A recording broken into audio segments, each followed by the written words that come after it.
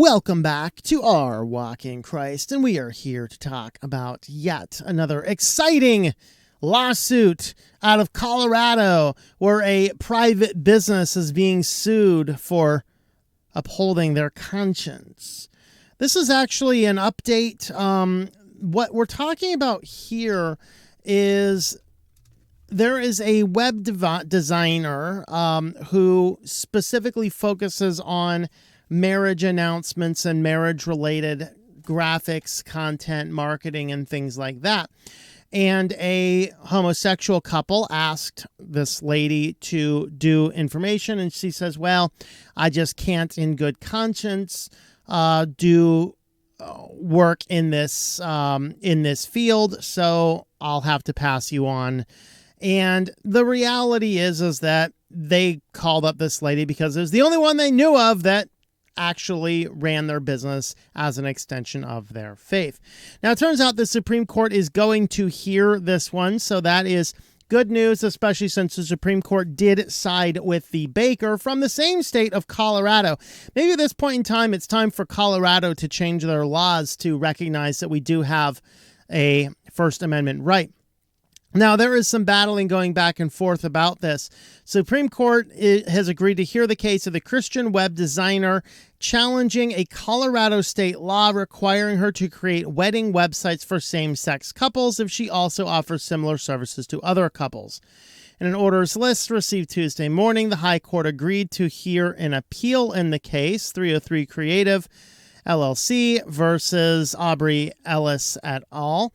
The petition for writ of certiorari, I'm sorry, I don't know what that word is, it's a legal term, is granted limited to the following question: whether applying a public accommodation law to compel an artist to speak or to stay silent violates the free speech clause of the First Amendment. The Alliance Defending Freedom is a conservative legal group representing a web designer, Lori Smith, and her company, 303 Creative, praised High Court's decision.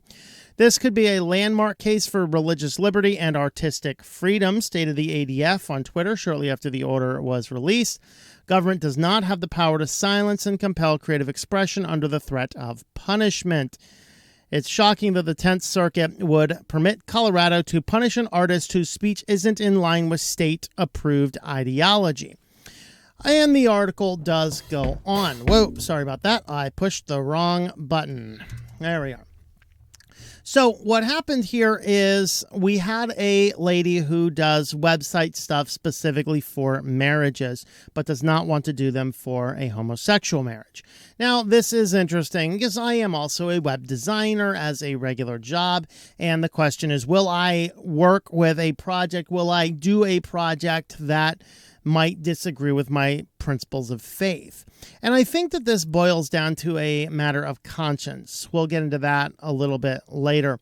But how would I respond? Well, I have certainly put together sites for people that have viewpoints that don't specifically align with my perspectives. I've done work in the past for psychics and things. Obviously, I would not agree with the psychic ideology. And the question is, would I do a site for a homosexual couple? Some of this does depend on the content. And one of the questions about the law here boils down into, is this failure to provide a service for somebody based on discrimination or based on the content? I think that is the ultimate principle. So if a person were to come to me and be like, hey, I'm gay and I want to make a website to sell spoons, I don't care. It doesn't make a difference to me who you decide to go to sleep with, okay? It's none of my business, really. If you make it my business by coming in and starting a conversation saying, I'm gay, hi, I'm straight. What do you need? A website? Sure. Okay, why not, And so on that basis, if somebody were to be a homosexual person, I don't really care.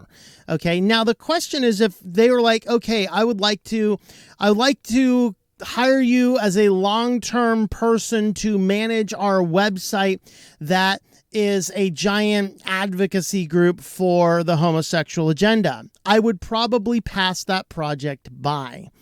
because I don't really want to be part of the activism component. It has nothing to do with who they go to bed with, which is the basis of the discrimination laws. It has to do with the content. And that's really at the heart of this, although I'm not seeing them arguing in quite that way. Maybe they should think about that. Because in this case, we have a private business who says, I would like to provide these services, but not these services. Can we separate out that a straight wedding is different than a gay wedding? If we can understand that these are potentially different services, different target audiences, different elements to it, then absolutely we can look at this and say, yeah, maybe you shouldn't be forced to provide a service you do not want. In fact, this was at the center of a recent lawsuit and an at-will state where one hospital was basically underpaying their staff, and a nearby hospital ended up making job offers to a variety of people. And in an at-will state, half of the nursing staff wanted to leave the one hospital and go to the other hospital because they got better benefits. They returned, countered offered, and said, hey, if you pay us this much, we'll stay. And the hospital who was losing the staff sued and got an injunction to prevent the workers from going and leaving that hospital, going to the other one. However, in an at-will state, there's also an element in the Constitution that prevents slavery and forced labor, which means the court is in no way able to say you have to keep working at a job you don't want to work in. That would be called forced labor. And in that case, eventually, yeah, it went back because everyone looked at this and said, what are you smoking, judge? When the judge initially ruled that way. And it turned out that the people were allowed to leave because the hospital was like, if all these people leave, we're going to lose accreditation. Okay, pay your staff better. There's a thought. And all this ties into this case because if this is a different service, can the person provide the service or not provide the service at will? Or is the state going to compel her to provide a service she otherwise does not do? So let's talk about this private business thing for a moment, because this is, of course, in the news. Of course, we have all of these big tech companies that are regulating our speech. And every time Facebook removes some post for misinformation or bans a guy like Alex Jones, everyone's like, it's a private company. They can do what they want. But when I say I don't really want to produce a website or materials for a same-sex wedding, like, that's discrimination. You can't have it both ways. Is it a private company who can do what they would like, or is it a company that has to follow and provide certain services? But there's another problem here. Facebook is not a private company when the most of the public conversation in our world goes on their system, is de facto public square. Okay? Is a de facto public square. Because of that, it should be bound to the same laws of the country in which it is operating with regard to citizen rights. But the private business owner should be able to control the custom messages they create.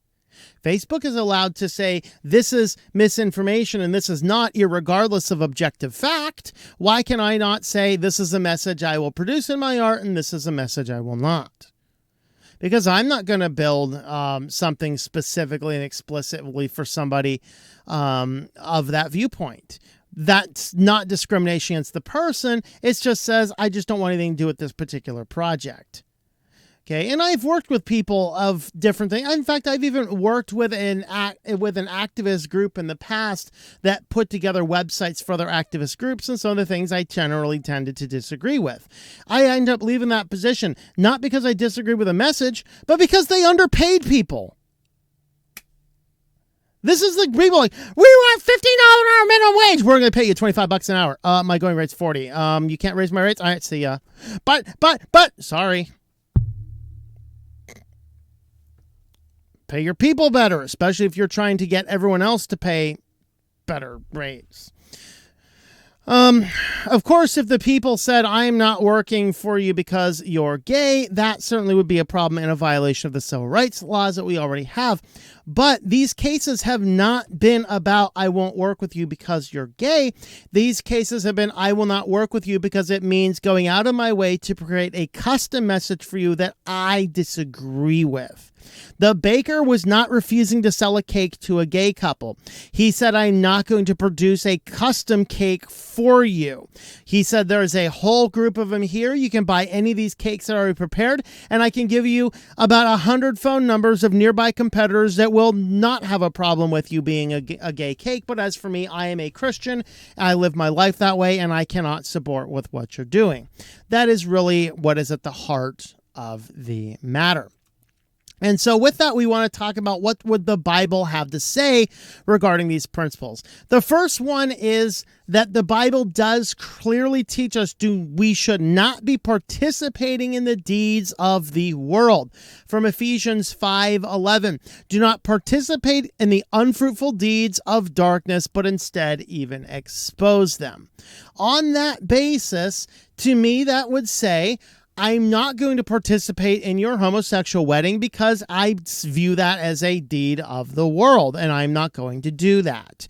Now, is that saying, God hates you because you're gay? No, of course it's not. In fact, God loves you because you're gay. That is indeed why he sent Jesus to save you from your sins.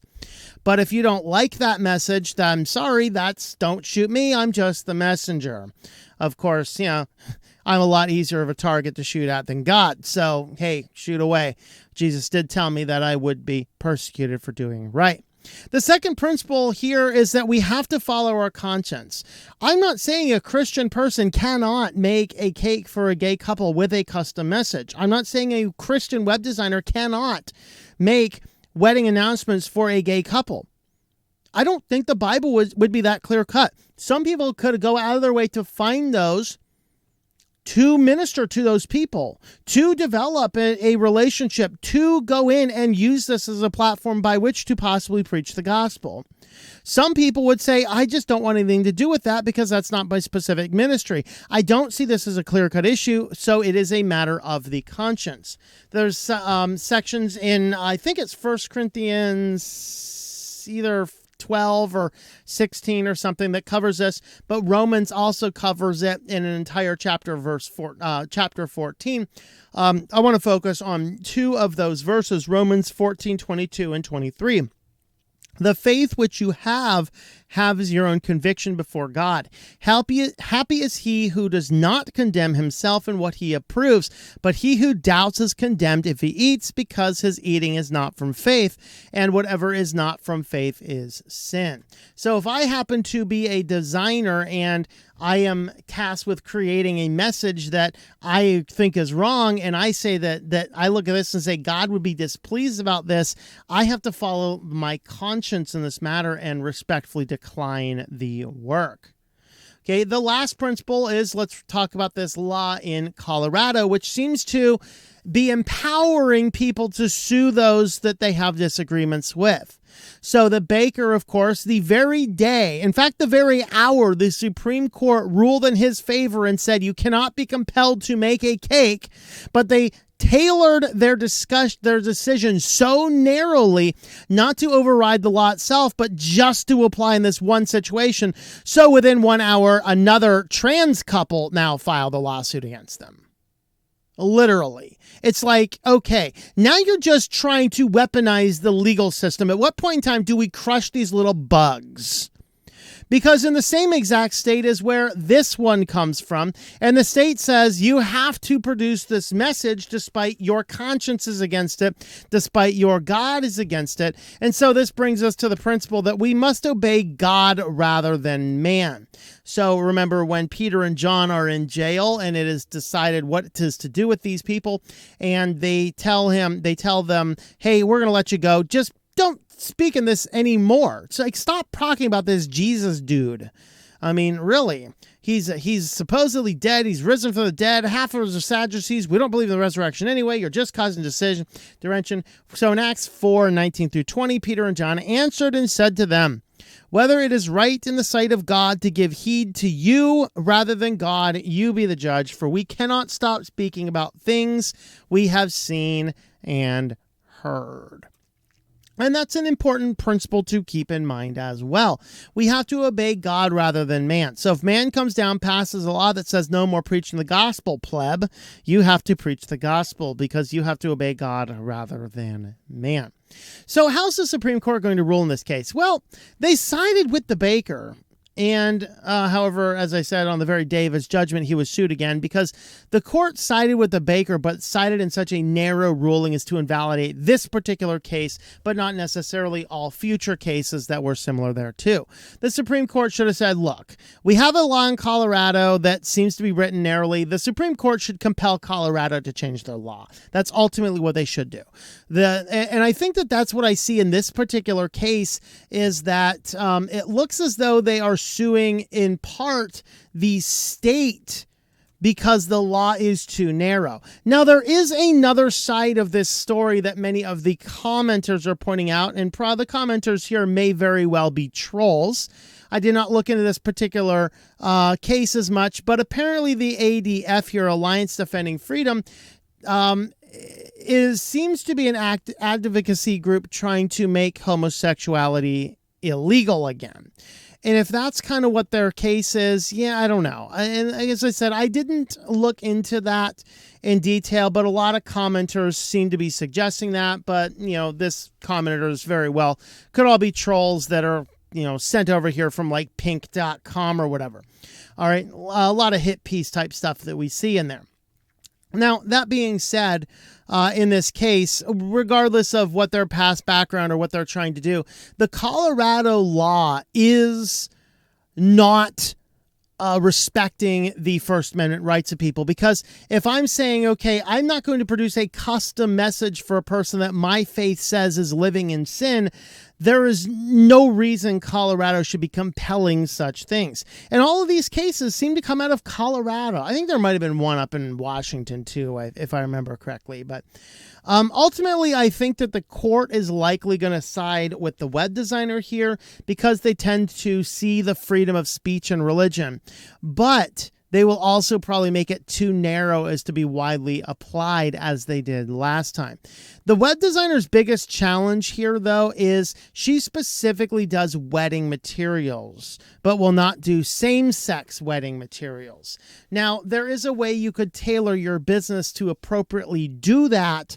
I'm not sure if this particular person has done this or not. For me, I don't specialize in any particular type of website. So for me to turn down a site, I'm more likely to turn down a site if it's overly complicated, underpaid, or something like that. I'm well more to do that than I am to say, I'm not going to do it based on the content. In fact, I think there's really only one site I think I've ever turned down based on the content, and that's because it was a pornography site.